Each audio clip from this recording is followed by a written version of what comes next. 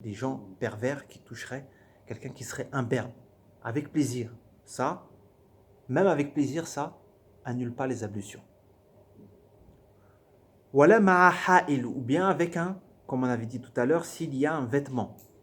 S'il y a un vêtement, tu touches ta femme avec plaisir, mais si derrière un vêtement, ça annule pas. Il faut que ça soit corps à corps.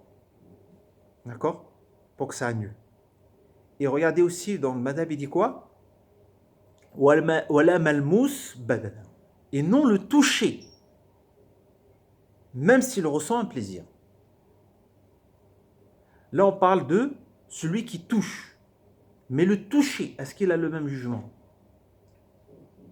Ah bah oui. Parce que dans le Coran, Allah dit quoi dans le verset coranique? Wala mastum. Et si vous avez touché aux femmes. Donc, mais celui qui est touché, lui, est-ce que ça annule? Dans le madhab, eux, ils ont vu que non. Celui qui est touché, ça annule pas, même s'il ressent un plaisir. Parce que le verset, il a dit, Wala mas, c'est-à-dire si vous avez touché vous, c'est-à-dire que c'est toi si tu touches.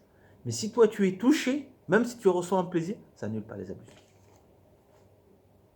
T'imagines? Et tout ça, ça revient dans la divergence du verset.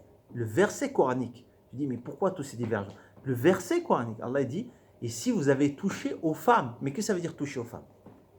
Tu peux le prendre au sens apparent, même ça c'est toucher. Ou bien tu peux prendre le toucher dans le sens abstrait. Toucher, c'est-à-dire le rapport. Ou bien toucher, c'est-à-dire avec plaisir. C'est pour ça qu'il y a une divergence entre les madhab par rapport à la compréhension c'est-à-dire du verset.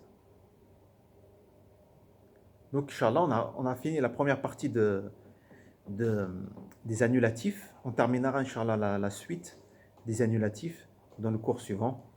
Wallahu subhanahu wa ta'ala a'la wa a'lam. Subhanakallah bihamdik, shadu la ilaha illa anta, astaghfiruka wa atubu ilayk. Subhanallahi wa bihamdihi, wa salamun ala al-mursalin.